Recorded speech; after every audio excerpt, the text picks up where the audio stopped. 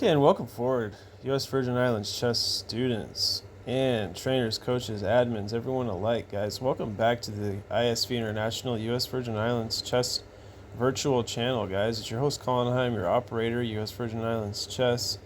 And let's go over a short miniature, a 27 move game that was played by myself today, guys, on Lee Chess.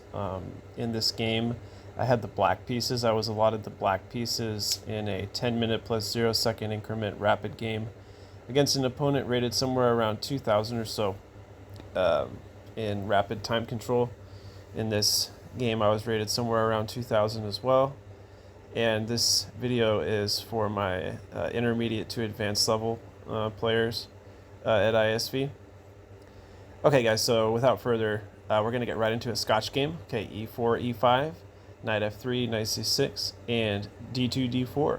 Okay, so guys, the Scotch game has been seen at the highest level as well as the lowest levels for hundreds of years now. This opening has been played millions of times according to the database, so it is a main line that we would like to go over in this particular video from the Lee Chess Advanced playlist, guys. And let's continue. Well, guys, if you have black pieces in this position, you can look at the notation if you'd like, but what do we play here with black? What should we do? What is best? 90% of the time, guys, it's just best to take, okay? If we don't take, okay, and we go for something else, it's typically just not going to be sufficient, okay? So we need to capture. Okay, it's a book move. It's basically instructing black to capture. Okay, and this is what black should do every time. Okay, guys, when you guys have the black pieces and you face off against this. Okay, so let's go over it again, guys. If you're a beginner and you're watching this video as well. Okay, so center pawn, king center pawn. We go for e4. White plays e2, e4. King's pawn opening. And black mirrors the king's pawn with pushing his king's pawn to the e5 square. Knight from g to f3. Knight from b to c6. Okay. Queen's pawn, c6. And do to d4. And guys, we want to capture here, okay? Take. And now, guys, there's a knight in the center of the board. Okay, everyone, there's a knight in the center of the board. It may be tempting at first just to capture, but as the engine points out, it's orange, so it's really not that good. It's kind of dangerous, right? It's not really safe. Green means go, guys. We want to go for green squares when it comes to studying the virtual analysis board, okay? Knight to f6. Okay, knight to f6 is good. This is known as the Schmidt variation of the Scotch game. Okay, so this has also been seen at the highest level to the lowest level. People play this everywhere. Guys, knight to c3, continuing with the Schmidt variation, and bishop to c5. Well, bishop to c5 is not best, guys. The engine computates this move, the human move, as an inaccuracy. Well, guys, it was better to just go all the way to b4 and play the book move. Okay. Now, a typical response would just be bishop to g5.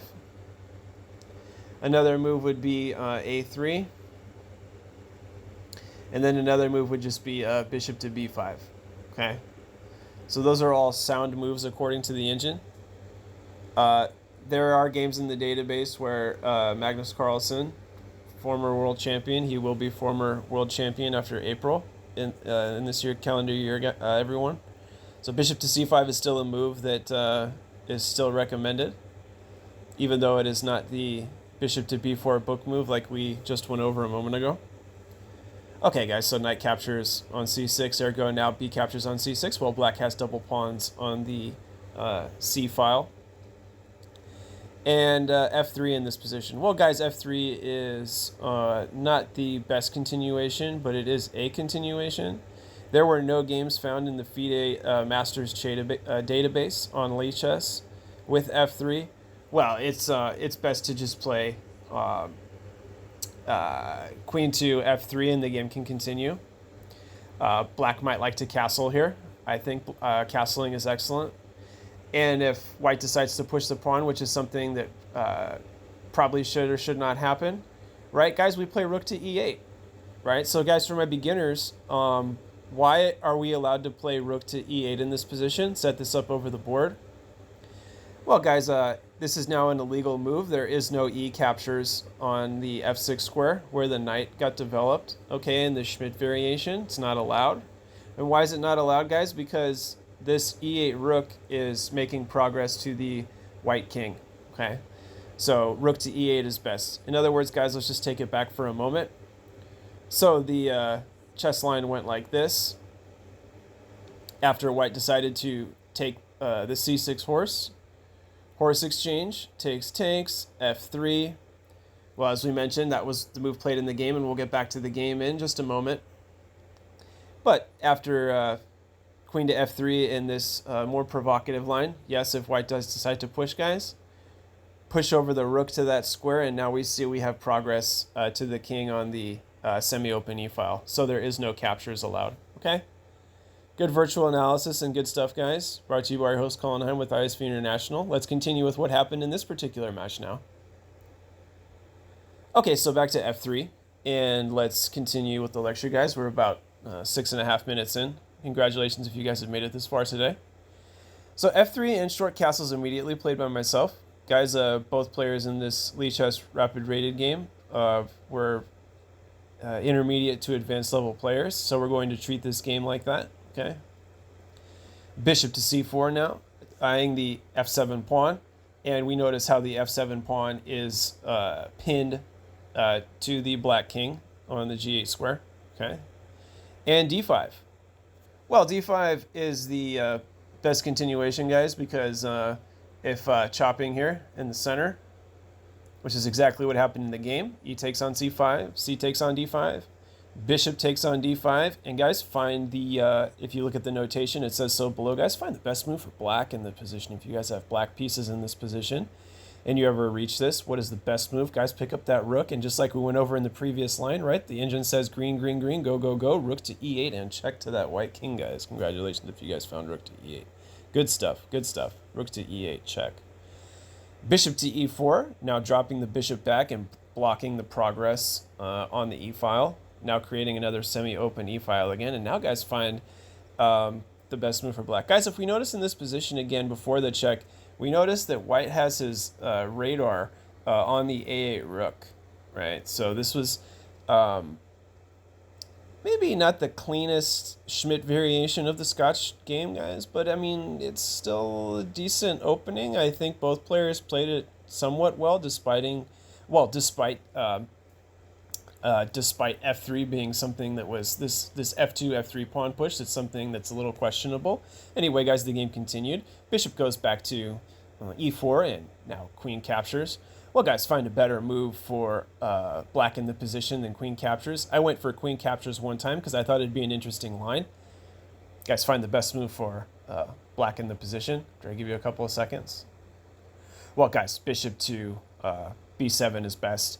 And, well, the story of this game is that there has been a pin on this e-file the entire game since rook e8 has been played in all lines of the Schmidt variation, okay? So for my advanced players, guys, we know what we're talking about. For my advanced players, or for my beginner players that are viewing this playlist, guys, it's the e-file that we really want to look at here, okay? It's the e-file that, is giving white the most problems after chopping in the center, so to speak, chopping the pawns, okay?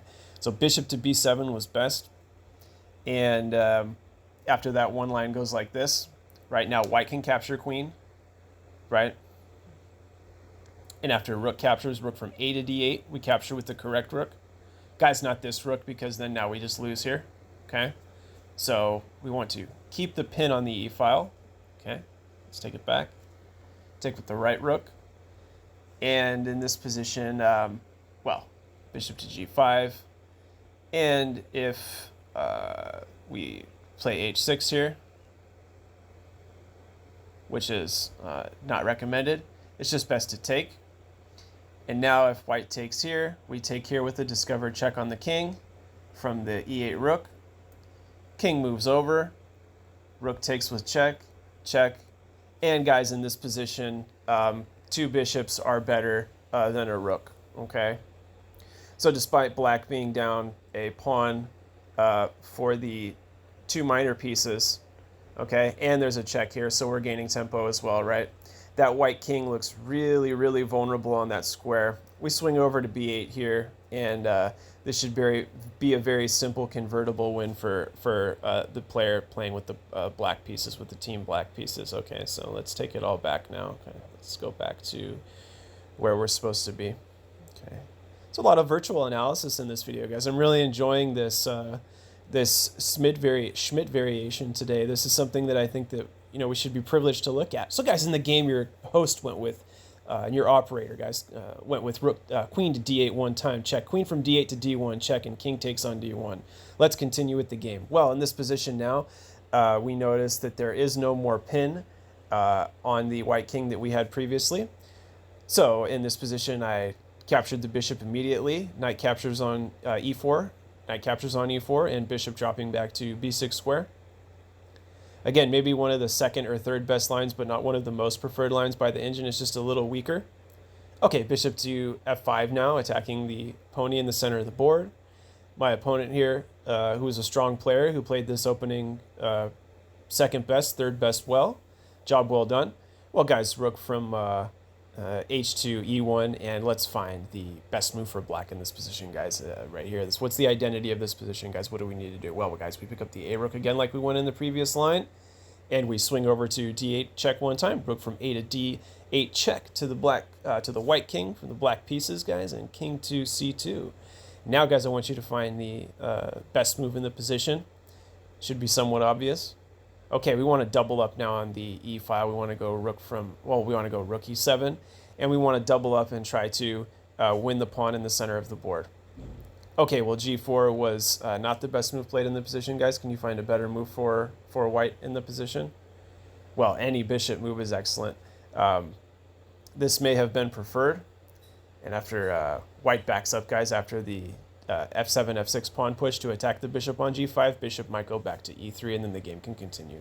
Okay. So doubling up on the e-file, g4 was played now. My opponent wants to attack my light-squared bishop on f5, dropping back to g6. And now, like we just went over in the previous line, similarly, bishop to g5 now. My opponent saying, well, I have both your rooks in a skewer and exchange skewer, and now we're just not going to allow it, guys, with f6. Well, we have the g7 pawn backing up the f6 pawn, and the bishop is under attack. So not bishop takes, but instead bishop going back to e3 like we went over in the previous line, guys. And now the move is bishop captures on e4, and after f captures on e4, rook captures on e4, bishop captures on b6, and now we have rook captures on e1, and now we have rook captures on e1. And it was in this position, guys, that I captured the bishop back with the a pawn. Well, guys, the engine says it is best to capture with the c pawn. However, I went with my instinct as a human chess player, and I captured with the a pawn. I captured towards the center of the board. Let's continue. Getting to the 7th rank, my opponent, and doing things as he should, instructively, at the 7th rank. Well, if we count the material, guys, material is even, but black has a kingside majority, 3-2. On the king side, which may or may not be preferred since the king will be more active on the king side as the game progresses. Whereas white has, okay, rook e2 and now playing c5. Well, guys, white has 3 pawns to 2 on the queen side of the board. So if we end up playing a move like b3, that would be preferred by the engine. So my opponent played rook to e6 now, guys, going after b6 pawn. And guys, find the star move here for black if you have the black pieces here in this rook and pawn endgame. Well, we're at the endgame at 23 moves in, guys. Congratulations if you made it this far. We're about almost 15 minutes in. We're going to conclude this Lichess rapid rated game here very shortly. Guys, swing the rook to b8 square here, and now we're defending on b6. Well, a4, obviously some sort of pawn push. This does absolutely nothing for Team White. Maybe a little desperation now from my opponent. King f7, guys, rook to d6, rook to e7, and the best move is just to swing back to the d2 square and the game can continue. At this juncture, I would get my king forward. Maybe he would get his king forward. If this happens, I am definitely trading, and I'm going after these 2 pawns. and I believe that this should just be enough. I'm in time. Okay, black is just winning. Okay. But none of that happened in the match, guys. Instead, my opponent played the fatal move rook to c6, guys, after king to e7, attacking the rook. And guys, if you guys found the star move in the position, guys, you pick up that king right after the threat. You go to b7 and you attack that rook, guys, and you ask yourselves the question: does this white rook have any place to go? Right? Does this rook have any place to go? Well, guys, it was in this position that my opponent resigned. The engine is saying, well, it's best to just at least win a pawn, and the game can continue for a little while longer, not much longer. So, guys, king to b7 was the last move played in the game. That's move 27. I'd like to thank you guys as your host and operator, guys, Colin Hine with ISP International, U.S. Virgin Islands Chess Federation. And we'll see you guys on Saturday. And we're going to try to get more open casual play during the week. You guys take care of yourselves and have a lovely time during this winter season in the U.S. Virgin Islands or elsewhere. You guys take care. See you guys over the board and have fun with yourselves. This was the Schmidt variation of the Scotch game, guys, with your online operator and on the other side of the board. And see you guys next time. Take care and good luck with your chess online and over the board. Bye-bye, guys.